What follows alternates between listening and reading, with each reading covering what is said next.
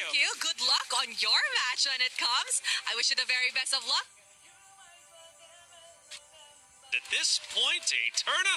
I have no idea. Neither do I. Same here, man.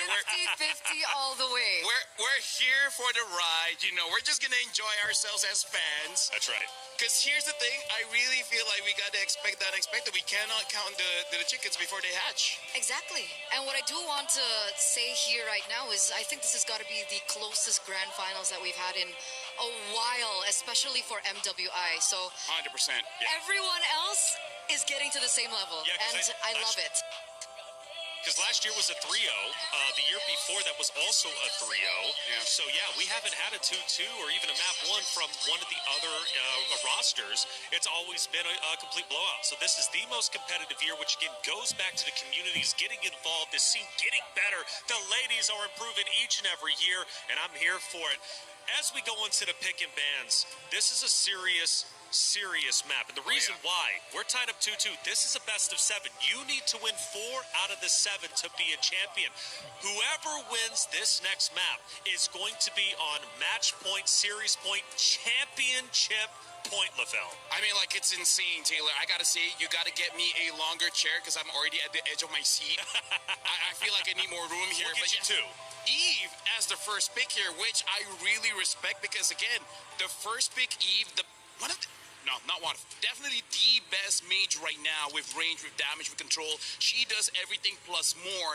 And now, I think they're trying to force Vitality just to pick up that Claw because Rian with that Moskov, she showed up. She know when and when not to use that Purify. She's always in control all the time. I was about to say that maybe they picked up the Eve to deny that Claude pick, right?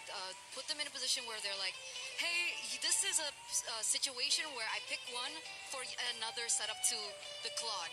So Na'Vi now have the potential to pick up the Claude, and if we had to compare the performance coming in from Rian compared to the Moskov, I think she's way more comfortable on the Claude. So really good setup there by Na'Vi. Bauman though, very quick pick in. And Cici. So Esmeralda, I think earlier on was a menace wild card. She was also a huge menace, and it got us thinking, you know, what are the counters towards this Esmeralda? And it turns out finally we get to see the Cici show up, and we see that the Esmeralda can struggle against the Cici. Eterna, I think what Na'Vi is seeing is some cracks from Vitality right now. The way that they're drafting looks like they want to force fights. I think they're starting to see Vitality's mental stamina starting to go down a little bit, so they're trying to force that. Look at how easy the heroes of Na'Vi is right now. Right, Babel, you press the second skill, you move around. CC, you press the first skill, you move around. And then Eve, you just, poke with your first skill. So right now, Vitality's showing up with the Ling, the Esmeralda, as well as the carry.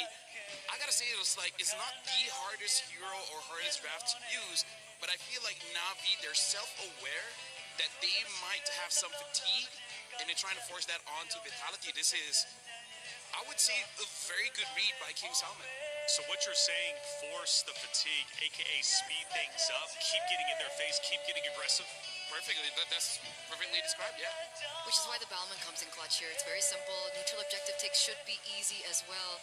And seeing how difficult it was for Vitality to close out the game despite them winning early, Na'Vi, I think, has definite chance here in this particular game. Harith gets eliminated there, though.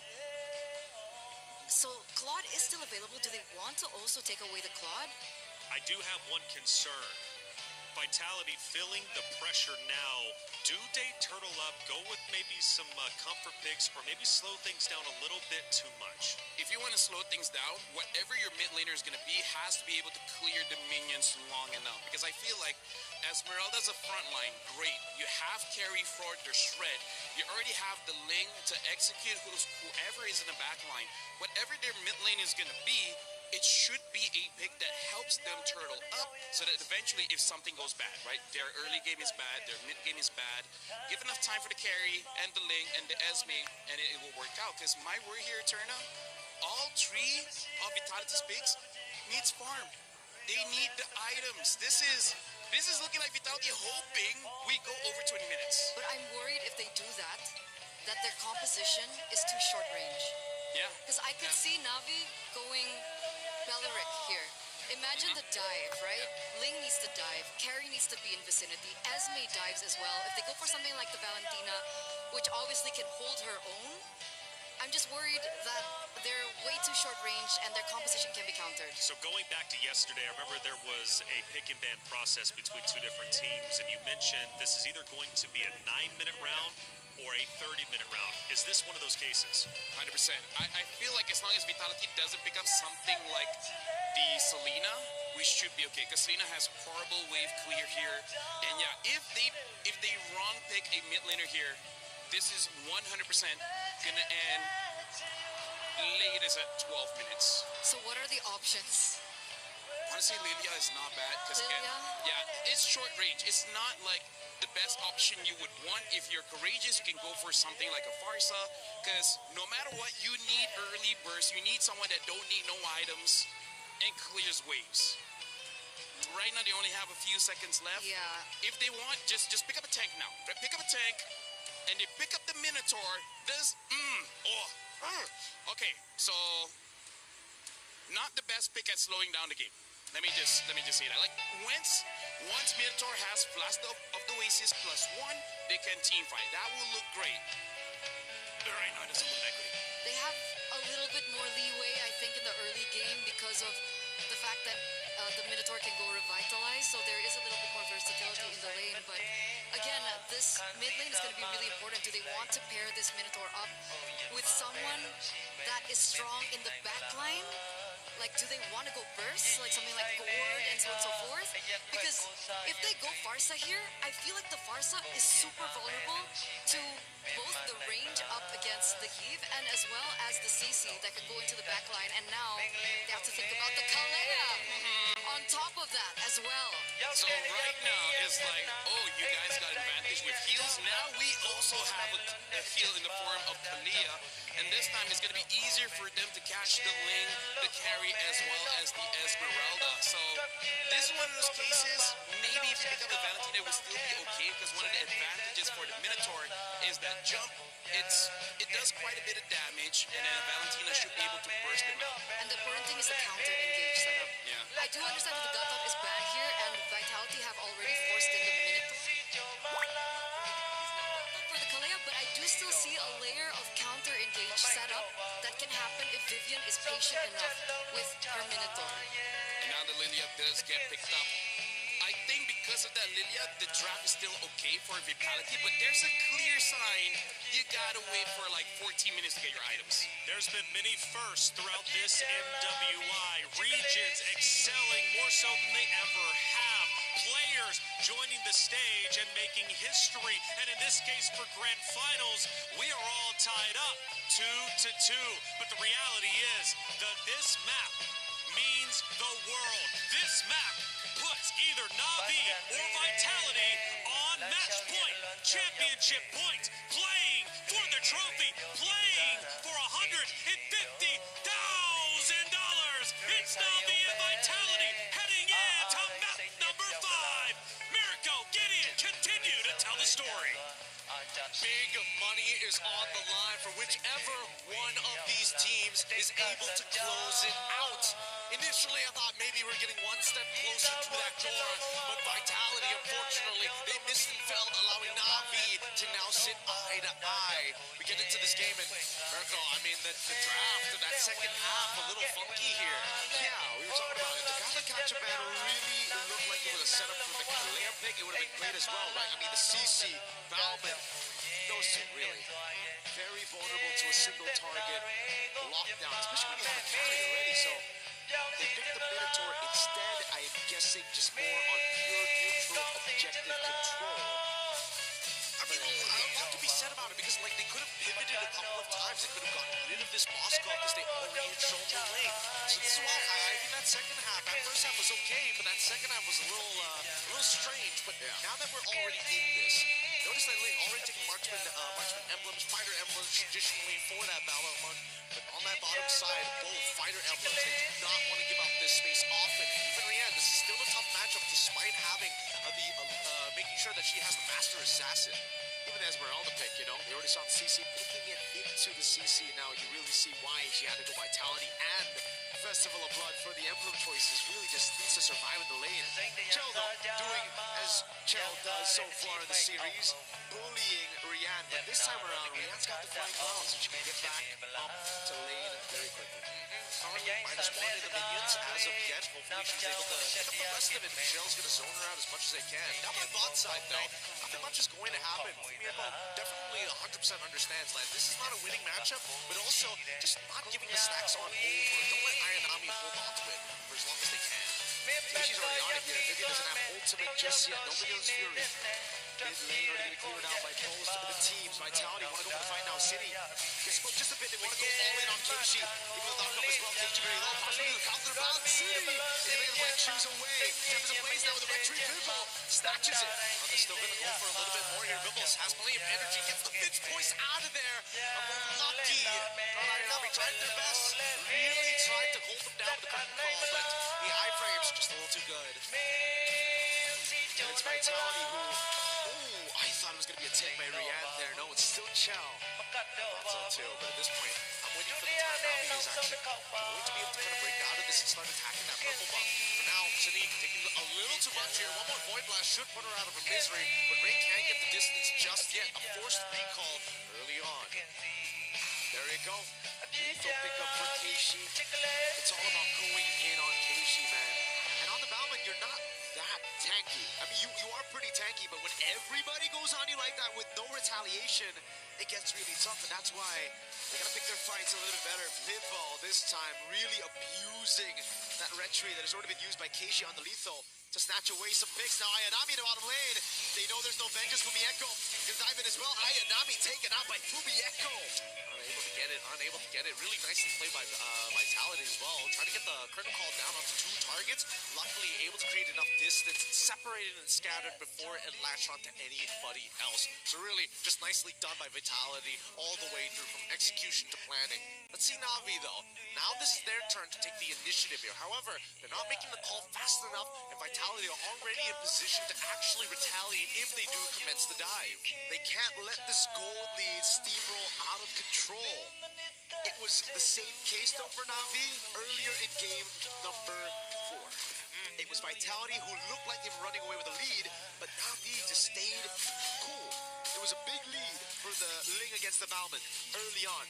But then they grouped up, they played the box, they won, and everything collapsed for Vitality. We're going to see how this is going to play out, because I feel like as much as Navi want to have first position, Vitality, if Vivian has that flicker, the counter Minoan Fury could be disastrous. For now, as long as we see Mirai topping up Rain, they have that RWM ready. Vitality still has to be a little careful, and Vival definitely doesn't want to show up first. Rian picks up the gold crab, taken away from Chell. Mirai still on the angle now. Keishi with the help of Mirai, picking up Fumieko. Just a bit now, poke from Rain on City. Falling Sarun, locking Keishi down. The RBM comes around as well as Vivian. He's going to try to zone them in the back as Rain needs to respect this damage, has to flicker out Fumieko. With a dive, Tempest in plays under. Spear Misery locks her down for a bit. Good lethal counter and even a tsunami slam to get rid of Vival. Okay.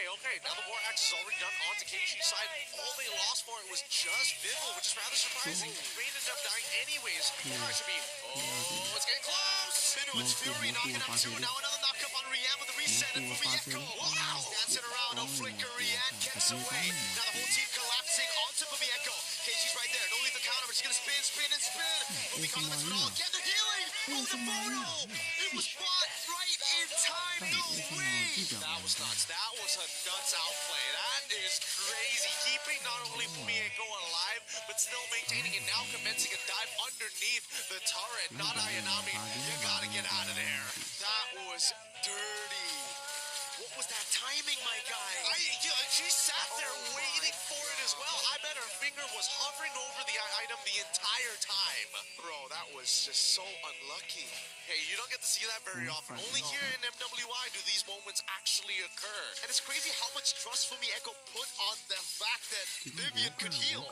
Or maybe she was just ready to die. Maybe. Yeah. EXP things, you know? Oh my god. That was nasty. I still can't get the image out of my mind. There's so much faith, or was it just blind faith? Either ways, it worked out perfectly for Vitality, because now They've checked all the boxes. 3.7k lead at 6 minutes against Na'Vi, and they have full neutral objective controls. Alright, needs to respect his damage. Look at that poke from Fumieko Detsini right after. Turret down below, gonna fall for sure. Ayanami caught in the bad spot, doesn't have the dash for now. It is Fury in the flicker in. Whole team comes clashing. Vivian taking a big shot. Bibble already made a spear of misery, now comes down with the temples of blaze, assassinates Rian, and while he's stolen, Bibble takes a few more shots. Fumieko now caught in the tsunami slam and Purify at the top of the turret. This is the comfort. This is the Vitality comfort. We're talking about a lead and running away with it. This is their moment that Vitality has been waiting for from what has been seemingly cursed. They give up one game, but now they've given up two. Vitality, they are looking for revenge. They want to close this out quick. Fury on that tier 2. Respecting the Moscow, going back at it, learning from the mistakes of game number 4. Not really wanting to replicate that. Now they go on to the XP crab. It's all about building these small leads again. All these small leads eventually build up. To be specific, it's 8-5 which is honestly pretty good. A lot of their cores all have one full component ahead of their opponents. Not a full item, a full component. That makes the difference here for the stats. Overall, when we are looking, my guy,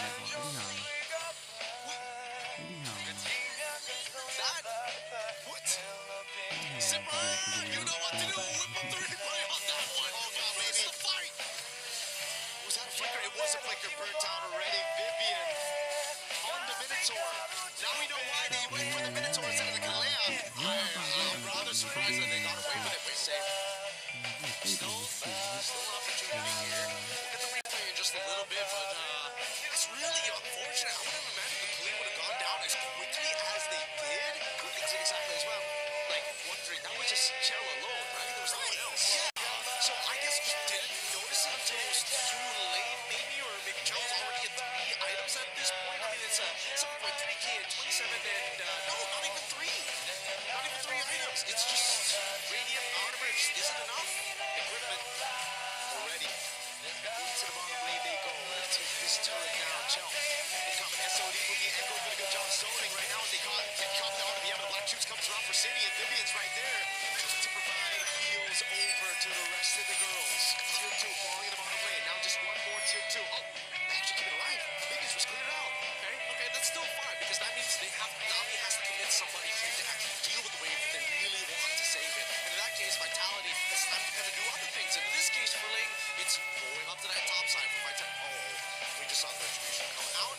Okay, not bad. That means Purple Box should be pretty free for Vival later on once she pushes this wave.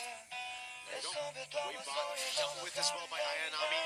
Seems like Vitality really wanted to take that orange buff, and that's why they didn't want to go for just that one hit on the turret. Vival, though, does she know the red tree is off? I think they saw it for sure. It would be really cool if the rest of Vitality didn't tell Vival that the red tree is now. Oh my God. Oh, the flicker as well. Now the follow-up. Tempers ablaze. And all the blades for Vival. Holy shield gets around, and it's a pinch poise. You can't tell me that wasn't beautifully done.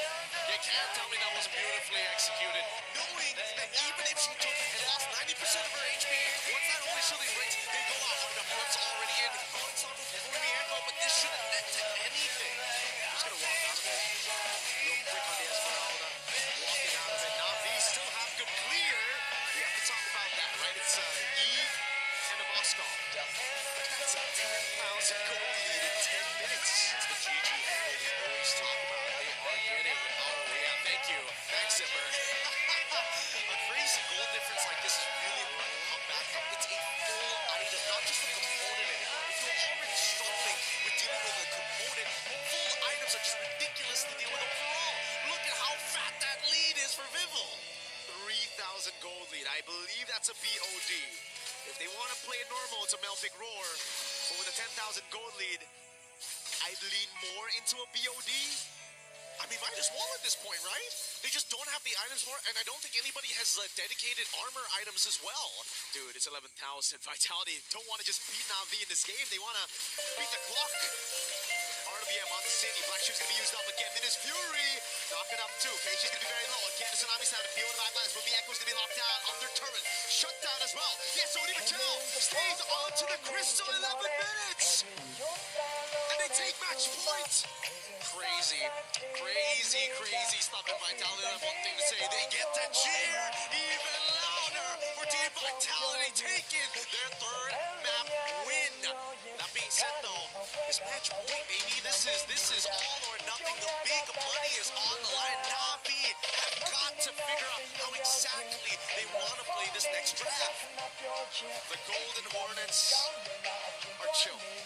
And it is up to Na'Vi to figure things out right now. Like you said, what do they do to try to decipher this? Because it almost seems like they were prepared up against the first 4 games of Vitality. They had answers to that, but here with the Minotaur, they were left confused. Even I'm left confused of what else they can do if even skipping out on the Gaton netted them the win. We'll throw it over to our panel. Reflections, please help us break this down. This game is just too much for the casting desk.